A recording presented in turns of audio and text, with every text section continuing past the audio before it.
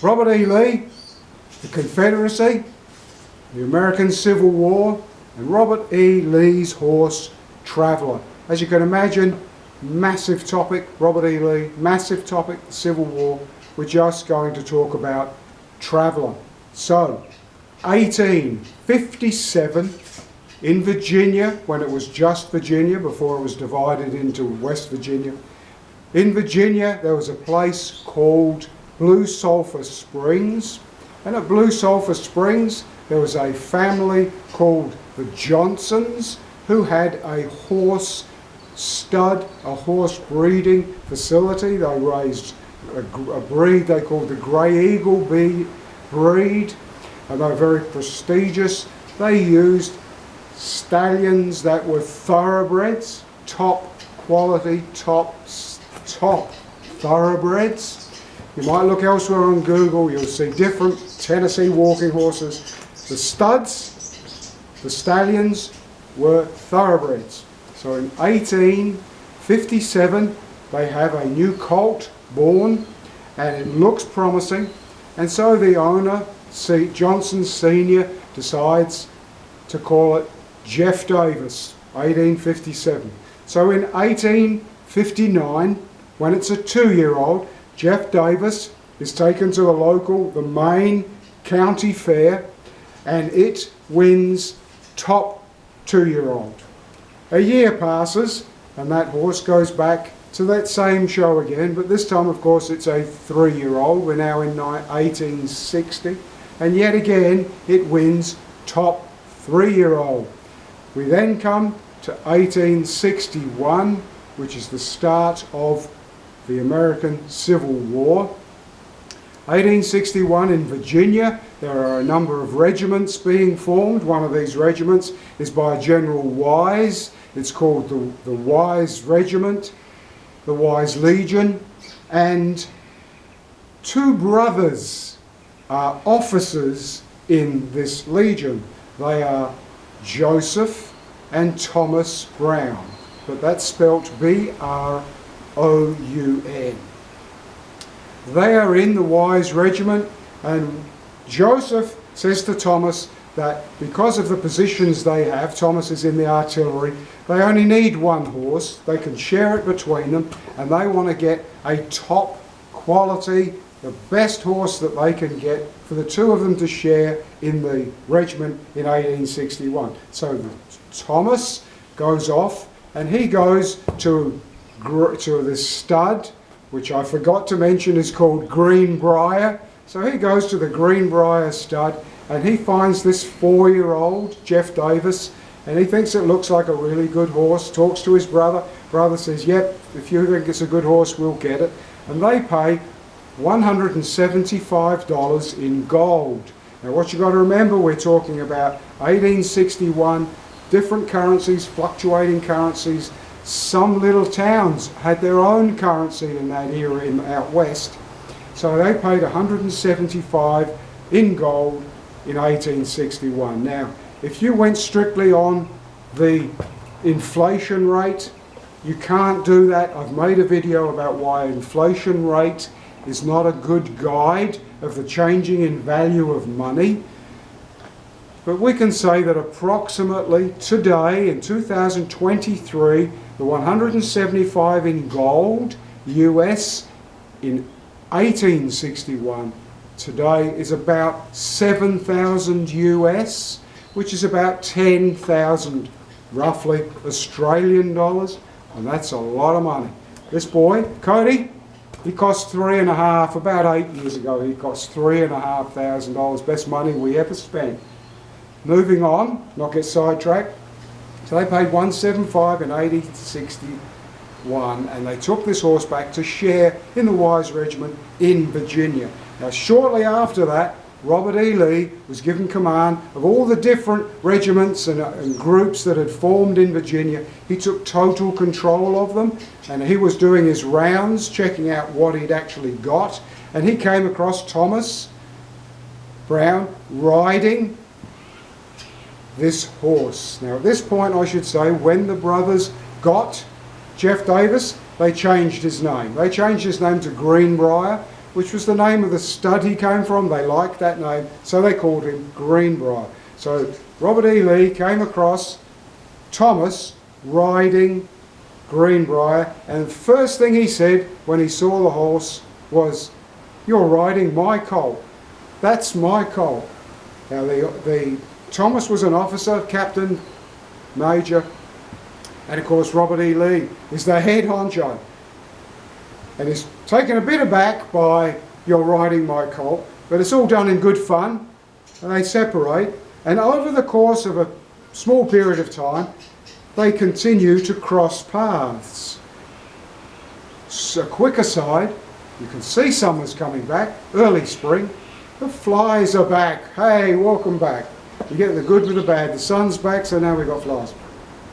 Every time they cross paths, Thomas on Greenbrier, Robert E. Lee says, "Hello, my colt, that's my colt." At the end of this video, I'm not going to do it now, but at the end of this video, I'm going to read out some diary entries that were made by the Brown brothers, by officers that were attached to the Virginia Regiment, by Robert E. Lee himself, by Robert E. Lee's son, all to do with the horse. I'm going to leave that to the end so I don't get sidetracked by just reading out text. But there were a lot of things were said about this 4-year-old Greenbrier, how he didn't know how to walk. He just, everywhere he went, he was all fizzed up and semi-trotting, and he was a very energetic horse. He was, by this stage at the time, he was 4. Made another video, go see it, about horses that change their colour and then become greys. He became a dappled grey. Later on in his diary, Robert E. Lee refers to him as being Confederate grey, and he had a jet black mane and a jet black tail on his dappled grey coat. Now in the community pages of YouTube, I've put a lot of photos of Traveller and other things to do with this video. But of course at this stage, we're still talking about Greenbrier. So, we move on, and it's now become 1862, and what has happened is all the regiments in Virginia under Lee have all been moved to Carolina. They only just arrived in Carolina, and Robert E. Lee comes across, is he stalking him? Because he comes across Thomas Brown riding Greenbrier yet again, and he says words to the effect, "It's great you made it. I'm pleased to see you here. I'm pleased to see my colts here in Carolina. Now we've moved." At this point, Thomas writes to his brother. His brother has camp fever and is in hospital. And so Thomas writes to Joseph and says, "Look, this is my language, of course," says, "every time I bump into Robert E. Lee, he says, I'm riding his colt. Do you think I should give him the horse?" So Joseph writes back and says, of course you should. Give him the horse." So what happens is an orderly is given the job of taking Greenbrier to Robert E. Lee and say, "Here's a gift for you." Robert E. Lee has that horse for about a week, and then he sends an orderly to take the horse back. He takes the horse back to Thomas and says, "I can't possibly accept this horse as a gift. The horse is far too valuable. It'll be in danger. If I have it, I can't guarantee its safety because of being in the front line. And therefore, the only way I can accept this horse is if I buy it off you." Thomas writes to Joseph. Joseph writes back and says, "What are you doing? Don't even haggle. Sell it to him." Robert E. Lee asks, "How much?" 175 in gold. Robert E. Lee says, "I'll pay you 200 in Confederate currency." Let's not go down that path, because it turned out that you couldn't do much with Confederate currency. When the war was on, you couldn't buy much because of the privations, and then after the war, of course, it was worthless. But anyway, that's what happened. Robert E. Lee bought Greenbrier for 200. Robert E. Lee had several other horses. He had Ajax, he had Richmond, he had Somebody Blue, and he had Lucy Long, but he loved Greenbrier the most. Over the course now from early 62 all the way to end of the war, the signing of the treaty in 65, the surrender, Lee was still riding Greenbrier when he rode to the courthouse to sign the surrender papers. He was riding Greenbrier. But what happened is that during the course of that long war, when he was always riding Greenbrier, he could not believe the stamina, the zip, the pep of this horse. It would just go, never walk. It was always go, go, go, go, go, go, hurry, hurry, hurry. So what happens with Cody? He looks very placid now. And when we first go out for a ride, it takes a little bit. I like to warm him up. But once he's done a bit of cantering and he's gone over a few jumps, he is transformed into a different horse. I call him Fizzy. It's like, where do we go next? Watch out, where are we going to jump next? Let's go jump that. No, we don't have to. We've finished jumping. No, I want to go jump that. And so that's what Greenbrier was said to be like. But on top of that, he had phenomenal stamina and regularly did 30-mile marches. And so somewhere in that period of time, from 62 to 65, Robert E. Lee stopped calling him Greenbrier and started calling him Traveller. Traveller is spelt with 2 L's, which is the old English way of writing Traveller. And so that's why you should always write the name Traveller. If you're referring to Robert E. Lee's horse, it should always be with 2 L's.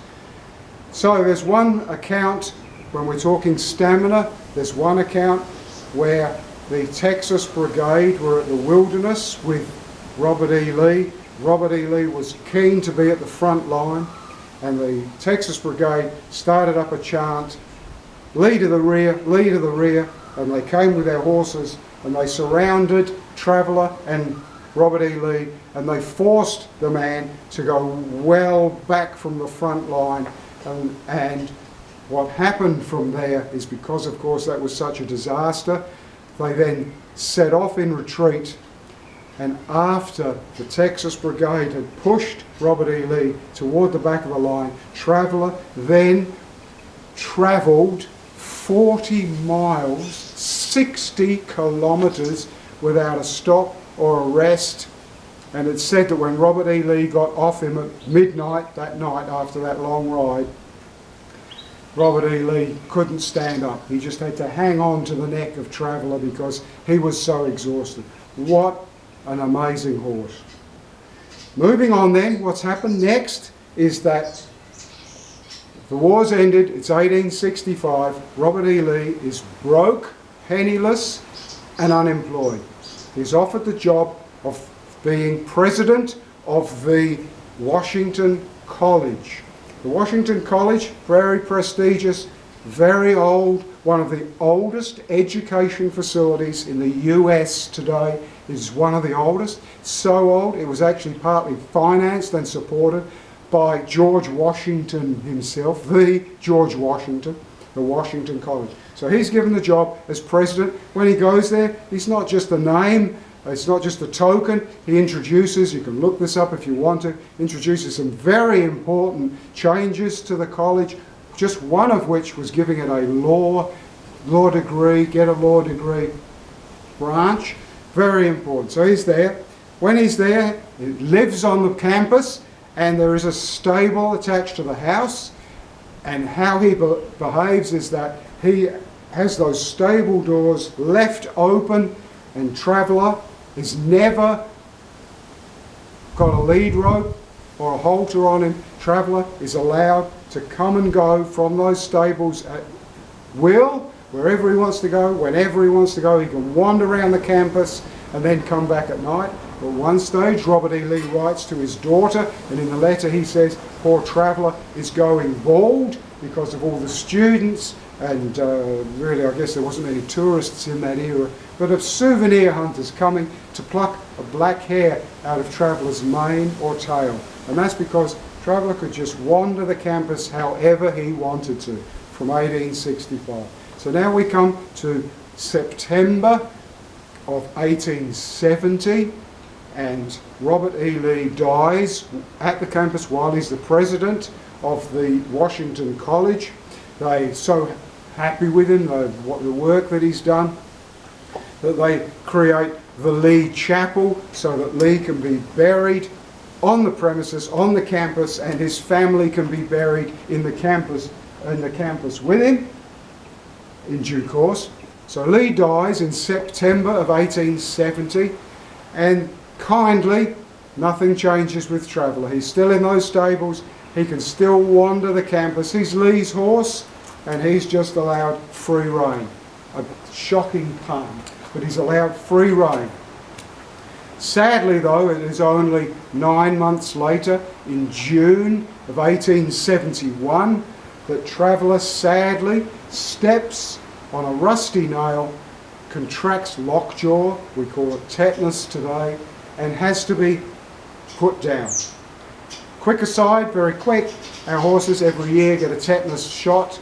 They're inoculated for tetanus because it's real bad in horses, a wire fence, anything. So this boy's inoculated, injection in the neck for tetanus, but sadly it's Traveller had to be put down.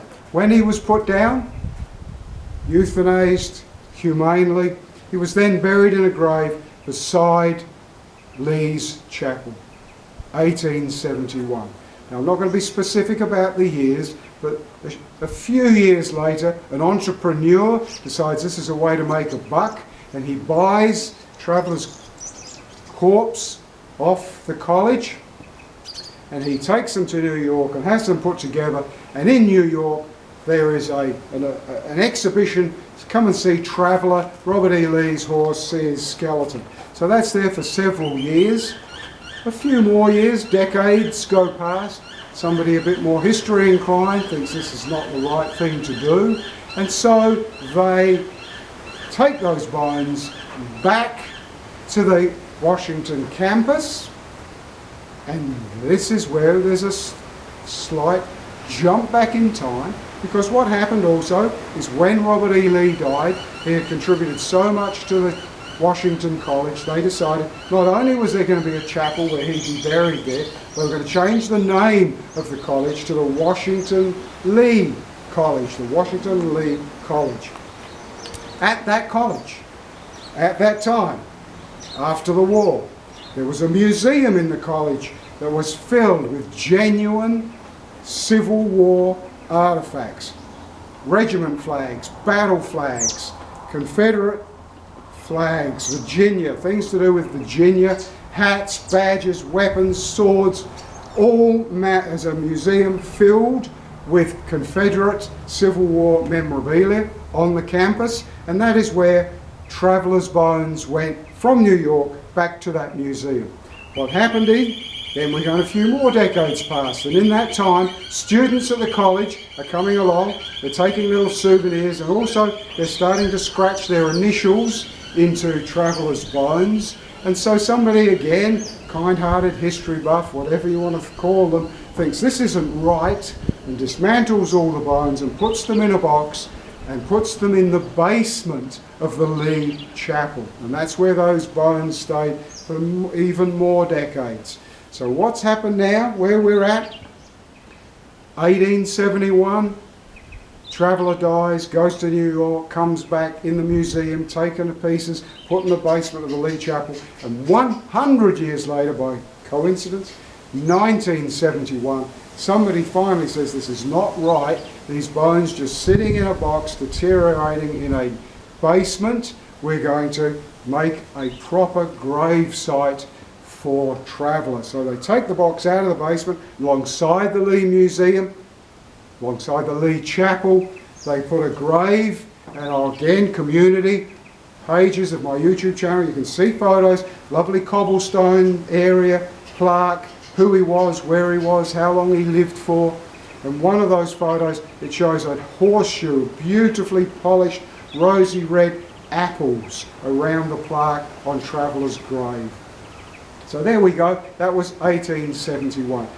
What has happened to Traveller since birth, 1857 through to 1971? Is that the end of the story? Sadly, it is far from the end of the story, because now we come to 2014 and we come to, I've struggled to know how to describe this, so people who are not white people, decide that the whole thing of the Washington Lee campus is wrong, the museum shouldn't be there, all the artifacts in the museum shouldn't be there. And over a period of time, basically from 2014 to 2020, 21, the sort of things that are happening is the whole museum is dismantled, a lot of the stuff is destroyed. There is no more museum anymore. They're never happy. There's always one thing after another after another. Every plaque that said this was Robert E. Lee's office, gotta go. All the plaques are taken down. Any sign of Robert E. Lee, the Confederacy, the Civil War, any reference in a college that was once had a museum is all gone, and it never stops, because every time they achieve one thing, they want the next thing. It gets to the point where they say, it's an atrocity that Robert E. Lee's name is even associated to this college, and we want the name changed back to the Washington College. We want Lee's name removed. Where we get to then is hatred for Robert E. Lee. We get all of the memorabilia and all of the statues, not just in Virginia, but everywhere, is being destroyed. Though most of those statues can't just be stored in basements, they have to physically be melted down. And there are court cases in America where they try to stop the destruction of these historic items, and they can't.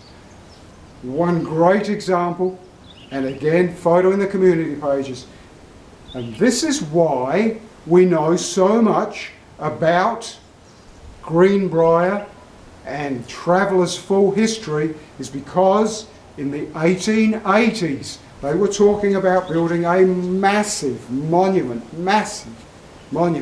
for Robert E. Lee.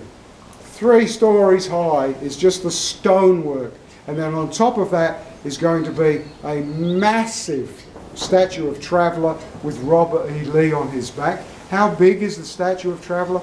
Go look at the photo on my community page. You'll see a man on a crane standing on a wire alongside Traveller's back leg, and if the man's 6 foot tall, the distance from Traveller's hoof to the bottom of his belly, just the leg, has got to be 12 feet. It is a huge, huge statue. Well, the crazies, they all vandalise, spray paint, graffiti. They make this a complete eyesore, so that eventually, yes, it is taken down, completely demolished. Where it was today, you can't even go and see where it was today. It's completely gone. The statue was taken off, and the statue was put in a basement while court cases raged about whether it was going to be destroyed or melted down or just kept. Could it not be put in the basement of the Smithsonian Institute in case 100 years from now somebody wanted that? No, it's got to be destroyed. That's what the crazies say. And so what happened is, after several court cases, the final result now is that in January of 2022, that huge, massive statue of Traveller and Robert E. Lee has been donated to the Black History Museum and Cultural Centre. And last reference, there's no talk exactly of what's going to happen to it, although what they want to do is to melt that down to make more significant cultural art, whatever that might be. My view, all of this stuff should have gone to somewhere like the Smithsonian in Washington and have been put in a basement somewhere, much like Harrison's Ford when he found the Covenant, the Ark, or whatever it was, and it was put in the secret basement. Well, that's where all this stuff should have gone, in my opinion.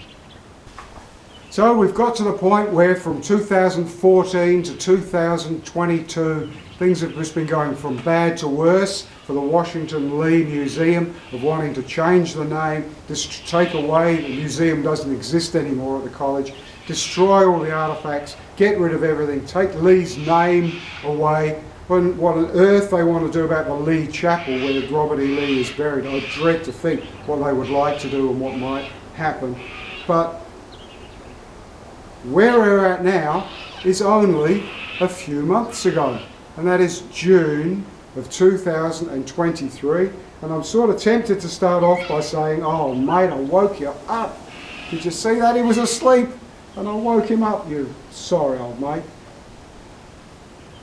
June 2023, some media people hear that it's never enough, and now the admin of the Washington Lee Museum is going to remove Traveller's grave and headstone from the campus.